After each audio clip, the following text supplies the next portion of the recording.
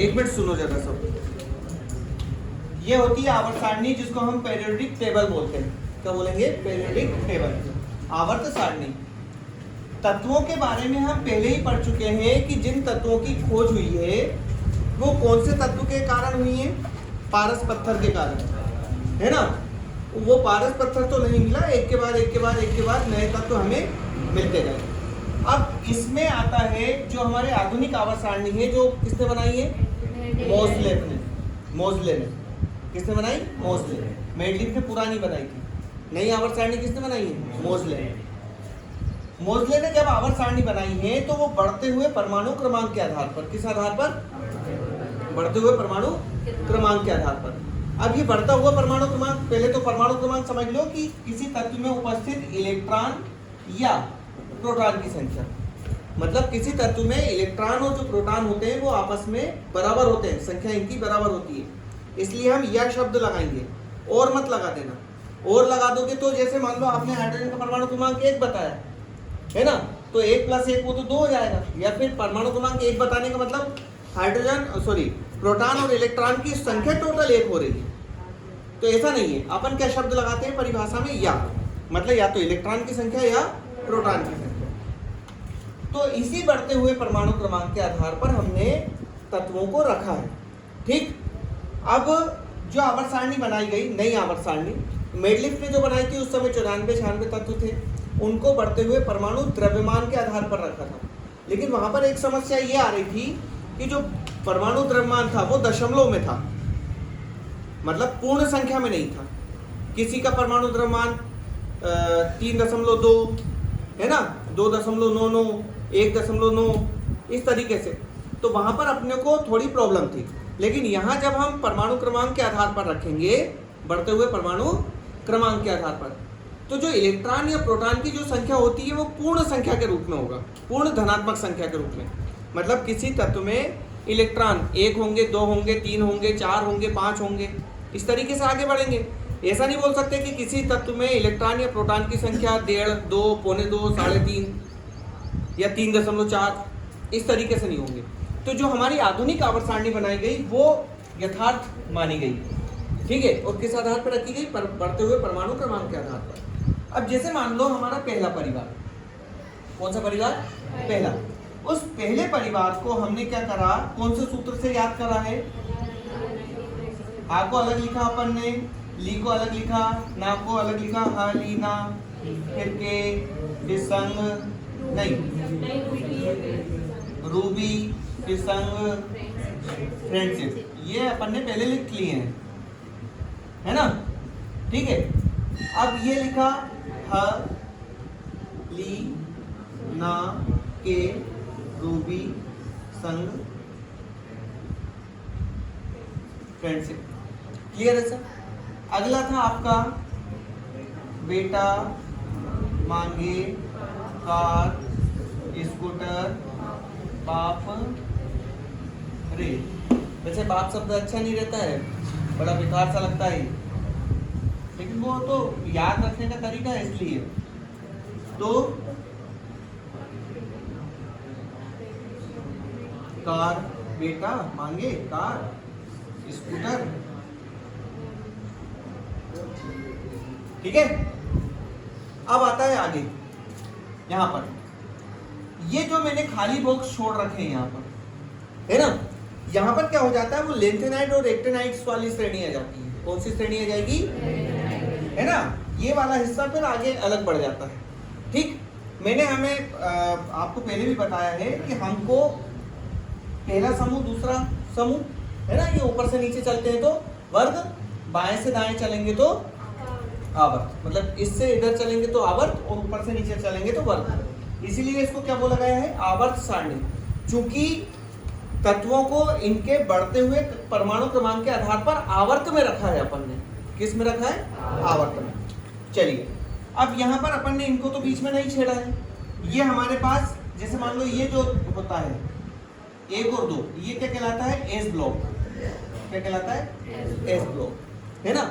इनको S block के तत्व इसलिए कहा जाता है, जैसे मान लो परिवार, है ना, तो जैसे हिंदू धर्म की बात करें तो धर्म अलग है ना, फिर उस धर्म में जाति अलग है, फिर एक ही जाति में कुटुंब अलग है, परिवार अलग है, अलग अलग चीजें हो जाती कि नहीं हो जाती। तो जैसे हम किसी के कुटुंब की या परिवार की पहचान करते हैं तो उसके किससे, गोत्र से करते हैं।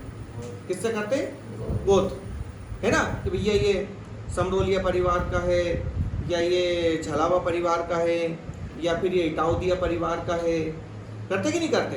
तो इसी तरीके से यहाँ पर जो तत्वों की पहचान है वो ब्लॉक से है। किससे है, ब्लॉक। और ये ब्लॉक कैसे बोले गए कि जब हम इनका इलेक्ट्रॉनिक विन्यास लिखते हैं तो इनका जो अंतिम इलेक्ट्रॉन है उस उपकोष में प्रवेश करता है। 4 होते हैं, एस, पी, डी और एफ। अगर मान लो उस तत्व का इलेक्ट्रॉन, अंतिम इलेक्ट्रॉन एस उपकोष में प्रवेश करता है तो हम उसे कहां पर ले लेते हैं, एस, मतलब यूं बोलते हैं कि वो एस परिवार का सदस्य है, ठीक है। अगर पी उपकोष में प्रवेश करेगा तो पी परिवार का सदस्य है, डी में यदि प्रवेश करेगा तो डी, एफ में प्रवेश करेगा तो एफ। तो यहाँ पर क्या हो रहा है कि जो पहला और दूसरा परिवार है वो एस है ना, एस ब्लॉक, यहाँ से यहाँ तक 13 से 18 तक कौन सा होता है, पी ब्लॉक है। ये कौन सा ब्लॉक है, पी ब्लॉक, है ना। यहाँ से यहाँ तक डी ब्लॉक, कौन सा, है ना। और ये जो लाइन चलेगी यहाँ से, जिसको आवर्त सारणी में सबसे नीचे पट्टी अलग ही बना दी गई है उनकी, लेंथेनाइट्स और एक्टिनाइट्स। लेंथेनाइट्स और एक्टिनाइट्स की जो प्रॉपर्टीज होती है वो अलग है, अलग से पढ़ना पड़ता है उसको। तो एस ब्लॉक के तत्व का अंतिम इलेक्ट्रॉन एस उपकोष में प्रवेश करेगा, डी ब्लॉक डी उपकोष में प्रवेश करेगा। डी के सारे जो तत्व हैं वो धातुएं होती हैं, है ना। हमारे पास आवर्त सारणी में धातु, उपधातु और अधातु, 3 चीजें, धातु, अधातु और उपधातु। धातु और अधातु तो आ जाता है समझ में, जो धातुओं के गुण प्रदर्शित करें। अब धातुओं के गुण प्रदर्शित करने का क्या मतलब, धातुओं के कौन कौन से गुण होते हैं। पहला तो होता है आपका ठोस, ठोस होती है धातु। आघात वर्धिता होती है, आघात वर्धिता मतलब आघात पहुंचाने पर, उसे पीटने पर वो फैलती है, वर्धन होता है उसका, है ना। फिर आता है ऊष्मा और विद्युत की, सुचालक होती है ना। एक ही हमारे पास एक धातु ऐसी है जो अपवाद है, जो अपने ही लोगों के परिवार के गुण से अलग गुण प्रदर्शित करता है, जो कि है पारा, है ना। पारा ठोस अवस्था में नहीं रहकर कौन सी अवस्था में होती है, तरल अवस्था, द्रवित अवस्था में। लेकिन ऊष्मा पाकर फैलती है वो तो उसमें पाया जाता है, जिसका यूज हम थर्मामीटर में करते हैं। थर्मामीटर ताप मापने का यंत्र होता है ना। तो ये हो गई। एक होती है अधातु, जो धातुओं के गुण प्रदर्शित ना करें, गैस वगैरह, और एक होती है उपधातु, जिनमें कुछ गुण धातु के होते हैं और कुछ अधातु के होते हैं। तो ये अलग अलग है ऐसे, है ना। तो अब ये इसके बाद ये 2 परिवार हो गए। अभी परमाणु क्रमांक अभी मैं बता रहा हूँ। 13वां परिवार कौन सा परिवार था, बोरान परिवार। तो बहती आई गंगा, तो बहती आई गंगा, है ना। आई से एल्यूमिनियम, गंगा से गैलियम जर्मेनियम, अरे जी ए, अच्छा वो इसके आगे था, सॉरी, ये गैलियम और यहाँ पर जर्मेनियम है ना, इधर आगे देता है। फिर इसके बाद गैलियम, ज्यादा डिजाइनदार लिखना भी गलत है, डिजाइन के चक्कर में समझ में नहीं आया तो वो राइटिंग नहीं होती। बहती आई गंगा, आई एन, इसमें है ना, टी आई कि टी एल, है ना, हीलियम है ना। चलिए फिर आता है इसके आगे नीचे की अपने को आवश्यकता नहीं है, अभी केवल इन्हीं की जरूरत पड़नी है। फिर अगला कार्बन पर, कौन सी गाड़ी सबको, एस एन है ना कि एस बी, एस एन, सबको पसंद, पी है ना। फिर आ जाता है आपका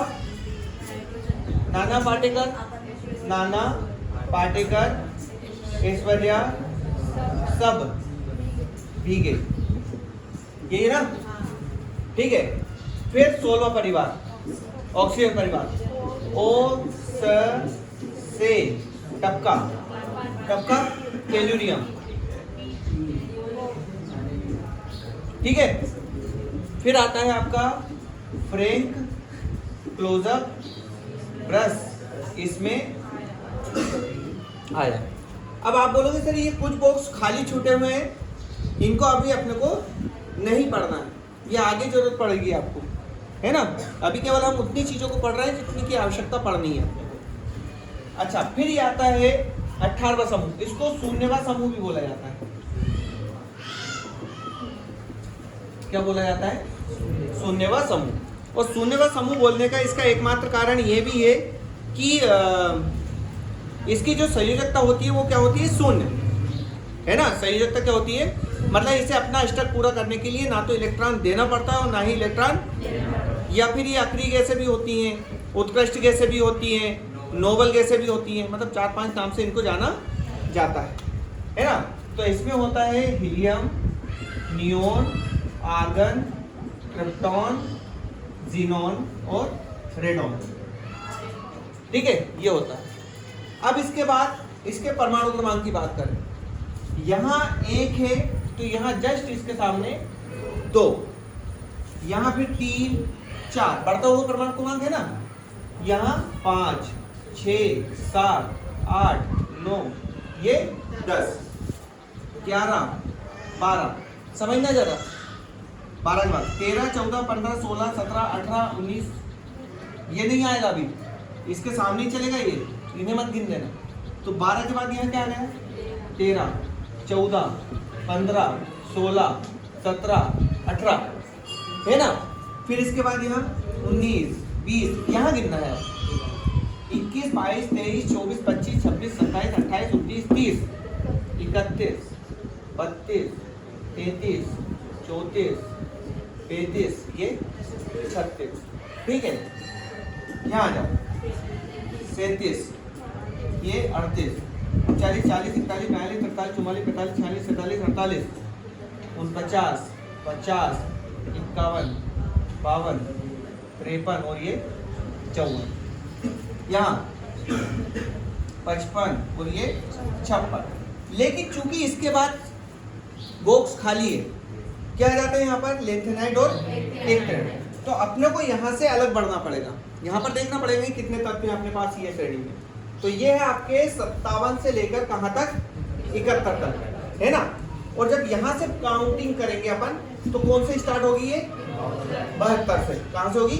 72, 73, 74, 75, 76, 77, 78, 79, 80, 81, 82, 83, 84, 85 और ये 86, है ना। तो इस तरीके से आपके क्या बन गए? ये परमाणु क्रमांक। चूंकि ये बढ़ते हुए परमाणु क्रमांक के आधार पर है, इसीलिए इसको क्या बोला गया है?